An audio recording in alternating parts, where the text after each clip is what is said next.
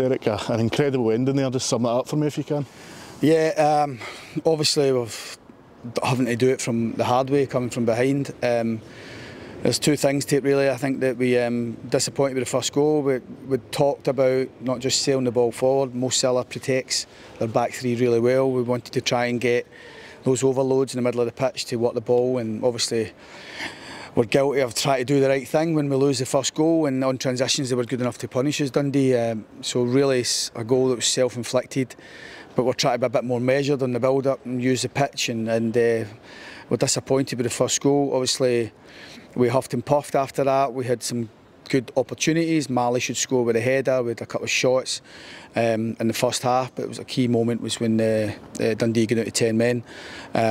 We spoke at half-time about showing patience and making the correct decisions, but also try to show the urgency to move the ball quick. So there's a wee bit of contradiction there, but we had to try and keep working. I always thought that coming down the slope here, the last part of the game was going to be pivotal, because it's when defenders start to get tired. If you keep moving the ball and make them make decisions, then opportunities will come.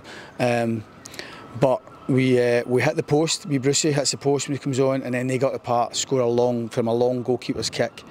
And it's the type of goal that it's going to, it infuriates me, because I think we should be winning the first header, certainly should be on the cover, and my goalkeeper's probably a bit no man's. I think it's a lovely finish for the boy, you've got to say that, but it's the type of goal that we can't be losing at any time.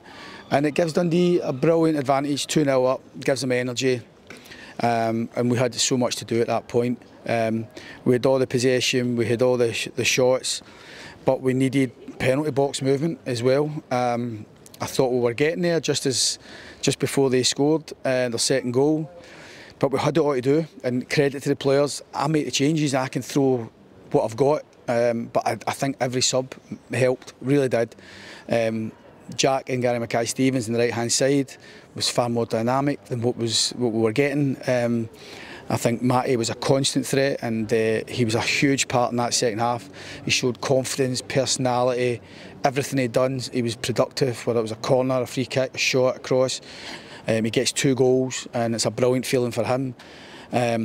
Bruce and Bobby have that penalty box movement that you need when you're dominating. Both lads have got what to do and be better outside the box. That goes without saying. But when you arrive time and time in the box, those 2 lads are capable of what they did. So delighted that the subs made an impact. I think I'm guilty, clearly, of at times of not making changes in the forward areas. Sometimes you don't need to keep nodding there and agreeing with me, but. At times, but I think it's something we need to maybe do it, because I have got the answers, I have got options, and I think when you're playing against tired defenders, it's important that they come up against freshness, different types of strikers they've been playing against maybe for 60-70 minutes, and I think we've got the advantage of that today. So my bench was pivotal, but more than that, it was the spirit and the perseverance of the team. We got 1, we got 2, and when we got 2, everybody was doing all they could to get the third one, and what a brilliant moment for Matty, the team and the supporters there when that winning goal goes in. So no more than we deserved in terms of the second half performance.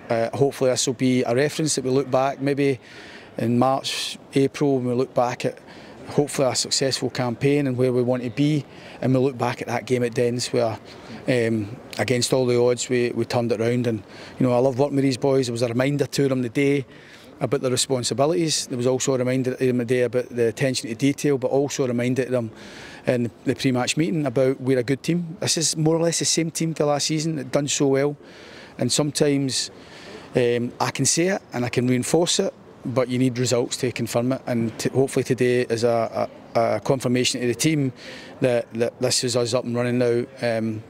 That first win's took a bit longer than we'd have hoped. I think there was reasons for that in the early part of the campaign, but we're now unbeaten in our last 5 games, but draws don't get the job done, and that was important that we won the game. The impact of the subs was so important. Does that just show how key it is to have that depth of squad and have those options there? Yeah, I mean obviously we didn't have we're a wee bit light in certain areas, a couple of defenders light, and obviously, but I thought Rory McKenzie ran the game. I thought him and Brad, I thought Rory made good decisions. He brings the urgency, but also brings experience, so he can be really pleased with his performance, Rory. I think Gaz, as I say, that freshness to run at a tiring wing back had a big influence on the game. Matty was torching them on the other side, but Bruce and wee Bobby, some lovely movement, sharpness with our work, and although Bobby didn't score, Bruce's movement for the goal, his goal is brilliant. He just makes it, just peels away, doesn't get involved, and just it's instinct, and that's a brilliant moment for him, because he's been a bit unfortunate not to have played more often. But like you say, it's when you win late games, games late, it's a combination of a lot, but having the answers on the bench is the biggest part. An international break can be a long couple of weeks. When you don't go in on the back of a win, does it make it even more important that you've went in with that vital 3 points? Yeah, absolutely. We spoke pre-match, about the importance for both teams really of trying to get a win. It can be a long couple of weeks, and like I say, I think it was important for everybody. I think we all needed that, to be honest. We'll come in the early part of the week and we'll get the work done, and we'll prepare again for Rangers when we come back in after the next weekend.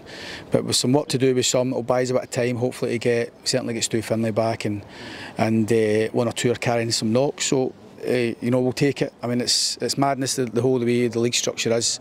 I think we had 5 games in 15 days for a period there, and now we've got 1 game in 15 days. It's just the way it is, but we need to stay focused. This is a good reference and reminder, and we'll pick up on that on the preparation for Rangers when it comes round.